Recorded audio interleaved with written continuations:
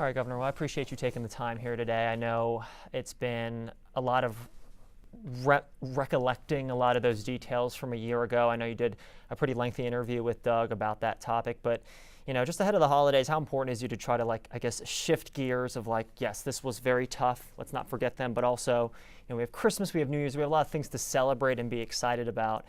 Where are you in that process with your family and fellow Kentuckians? Well, the two can merge together.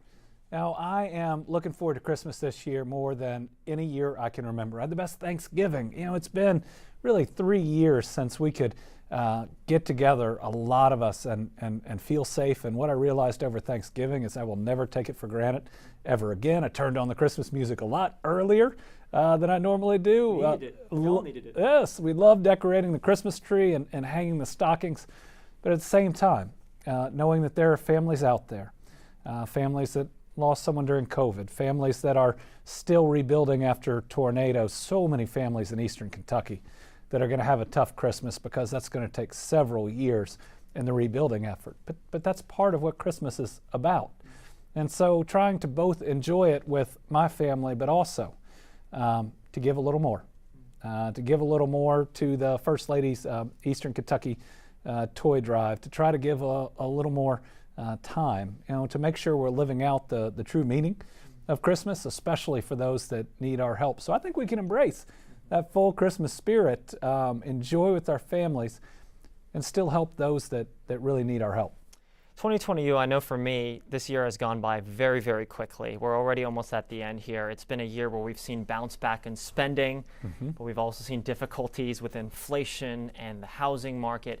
How would you assess how your administration has handled the last year or so when it comes to making sure Kentuckians are financially secure going into Christmas? Well, we always do the best we can, and we show up to look for every solution we can find. Look, we are in the best 2-year period of economic development in Kentucky's history. $20 billion of new investment in a state that used to average 5 in a given year. 43,000 new jobs since I took office, and wages have gone up and up. Lowest unemployment in our history. We've been below 3.9% since April. 3 largest budget surpluses we've ever had are going on right now. But there are national forces that are out there that we have to do our best to protect Kentuckians from. Inflation is temporary, but it's still hard. I mean, you got the price of food, a lot of it driven by 60% of the world's wheat grown in Ukraine and Russia. There's gas prices, though, as of today, now lower than it was a year ago, and we've always been one of the lowest states in terms of gas prices throughout this. And we've taken action when we can to help. It's hard to control gas prices as governor, but we had a state statute that was going to raise them. It was going to raise the taxes on it when people couldn't afford it. I froze that. We froze the property tax on vehicles, which was going up astronomically. Between the two of those, that's about $300 million in savings for our people. We have a rental assistance program, an internet connectivity program, a child care assistance program, if you qualify, help on prescription drugs. So our goal each day, not controlling the world economy or the national economy, is to help our people get by. And here's what I'd say. The last couple of years have been tough. Natural disasters, a pandemic, and inflation. But the next couple of years are going to be great. We don't build the largest battery plant in the history of planet Earth and not have good things ahead. We led the entire country in new job growth, first time ever, and we did it 2 straight months in August and September. It's like that proverb that says there'll be weeping in the evening, but there's joy in the morning. We're turning the page, and the holiday season's a good time to recognize it. Our kids here in Kentucky are going to be able to chase more dreams inside the borders of Kentucky than ever before in my lifetime. And as a dad of a 12 and a 13-year-old, that's pretty thrilling.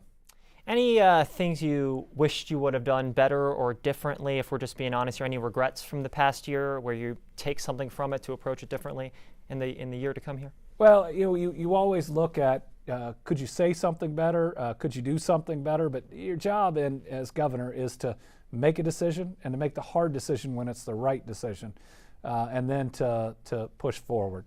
You look at our executive order on medical marijuana, and it's to provide relief. relief to that veteran suffering from PTSD that may be having suicidal thoughts. It's help for that family that has a child that's having epileptic seizures every hour or every minute, or that person looking at that bottle of opioids that shouldn't take them. It's devastated our communities. That executive order is imperfect because the General Assembly hasn't passed what it needs to pass. Now, the answer to that is the General Assembly taking action.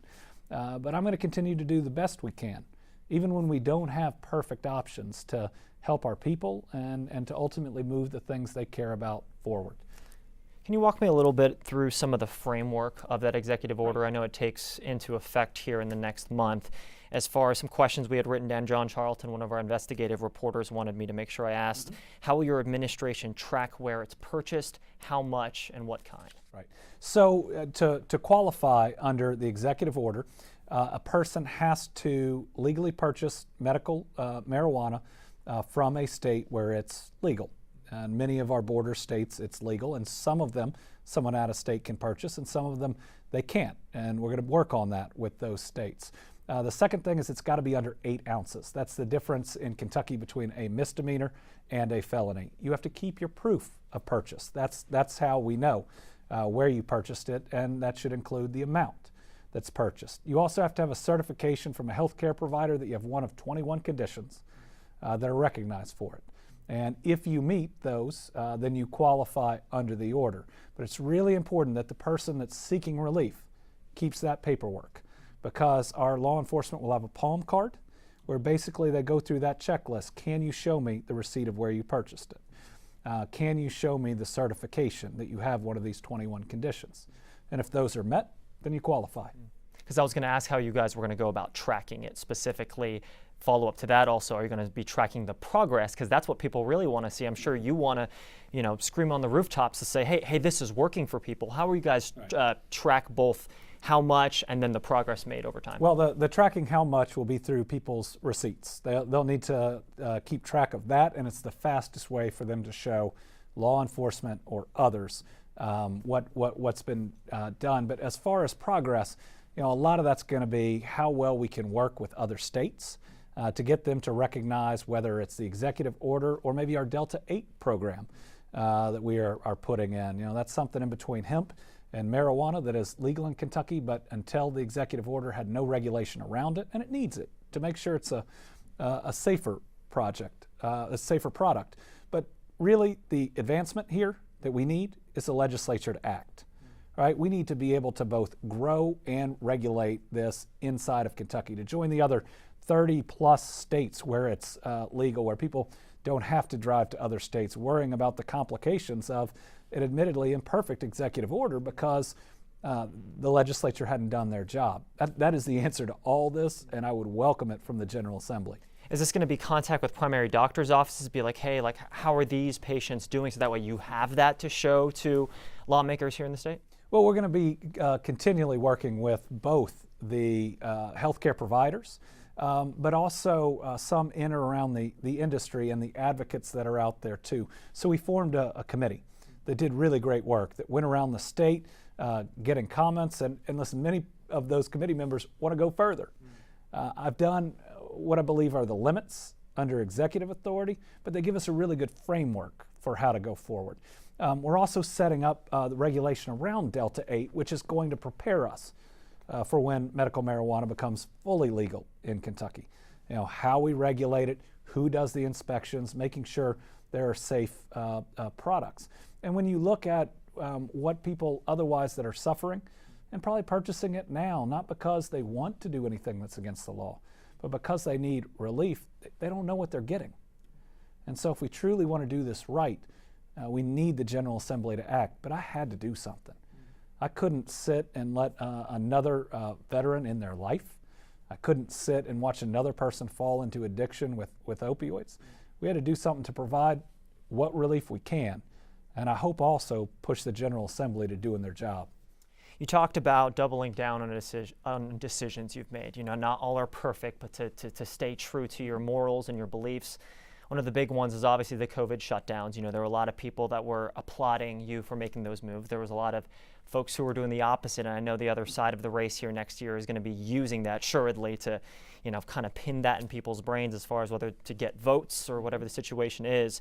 How are you going to convince critics that they're still to this day better off as a whole because of decisions you'd made as far as shutdowns are concerned? When it came to COVID, it was about life versus death, right? Every decision I made was going to either save or cost more lives.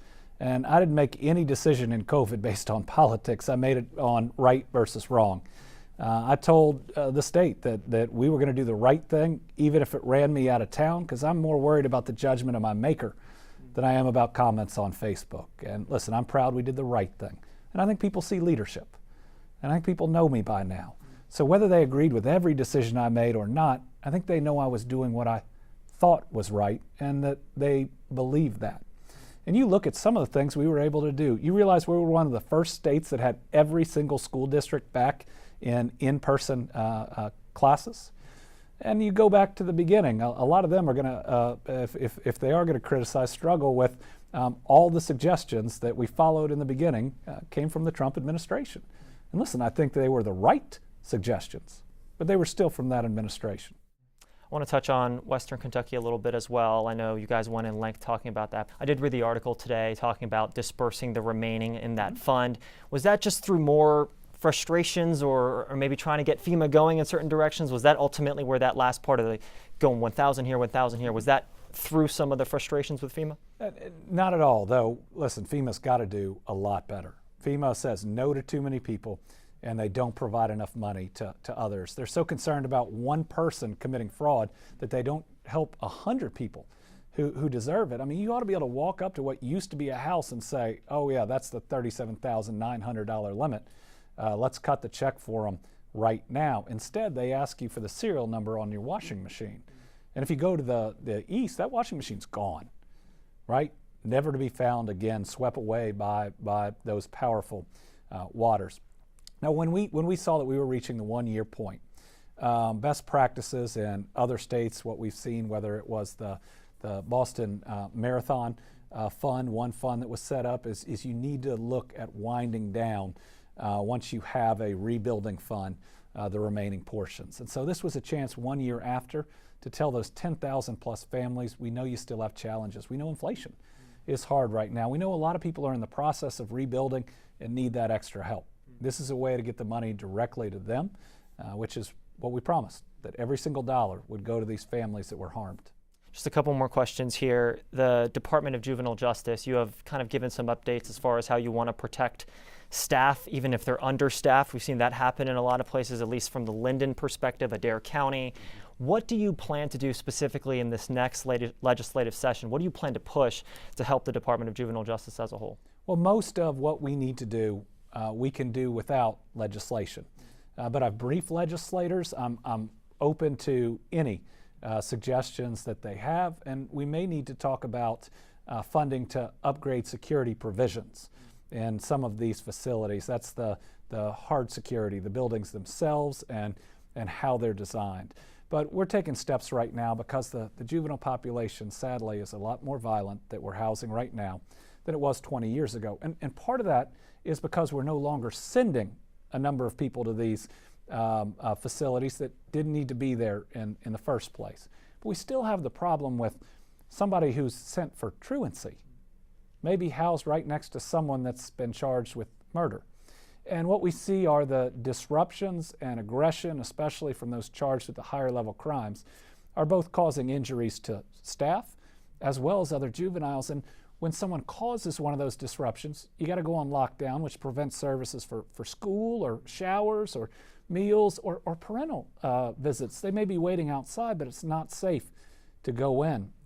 For both the safety of the staff and the juveniles themselves, we have to create different classifications of these facilities. It means that we can provide services to lower level offenders without disruption, and also create a higher security environment to ensure there are fewer disruptions from those charged with more violent crimes. It's going to cause transportation challenges, but we're ready to meet them. But I can't watch another one of our DJJ folks or one of these juveniles harmed again, and we just got to make those changes. Lastly, I want to touch on Louisville. Obviously, new congressman, new mayor-elect who I was there at the Galt House tonight. They were announced as winners. In your mind, where is the biggest area of concern with Louisville that needs to be addressed with these new leaders, specifically on a city level? Well, first, Louisville is an incredible place. It was my home for 15 years. It's where I raised my kids, and until this current job, where I live in Frankfort, where I was living. Certainly, Craig Greenberg's going to be a great mayor. Brings in a lot of knowledge. I've known him for 15 plus years. Morgan McGarvey, I think, is ready to step up and represent us in Congress. I think that there are a lot of challenges facing Louisville: housing, crime, and public safety, as well as opportunity. Now, I think that in many ways they are all connected, but making sure that people truly feel like there can be a bright future, opportunity, good jobs, that there is a positive outcome for any and every child growing up in the community, can do more than just about anything. We launched our Everybody Counts program in Louisville. That would mean that we could place every graduating senior from JCPS either in higher education or directly in a good job. And right now, entry-level jobs are paying better than ever before, especially at major employers in Louisville. If we can spread that message, which is one of hope and one of opportunity, and more of that exists for those willing to go into the workforce than ever before, then hopefully we can combat a lot of the challenges that have been out there. Anything else you'd like to add? I'd just like to tell everybody Merry Christmas, Happy Hanukkah, Happy New Year. I said we're moving from a deep, dark, historic moment into one of more opportunity and optimism than I've ever seen. Look at building the first hospital in the west end of Louisville in 150 years. You know, things are happening, and we got to make sure they continue to happen. And we got a chance at a big, bright future. We just got to work together to get there. And does that future include your re-election next year as well? I'm going to be running hard, and I believe I'm doing this for the right reasons. My kids are going to grow up in the economy that we are building, and I want them to be able to chase every dream that they have inside the confines of Kentucky. You know, I love this state, and we're bringing opportunity everywhere. I got to announce new jobs in Bell County and in Fulton County in the same day. And what I'd say to Kentuckians is we're going important places. Let's continue to do it together. Thank you so much for your time. Thank you. Appreciate it.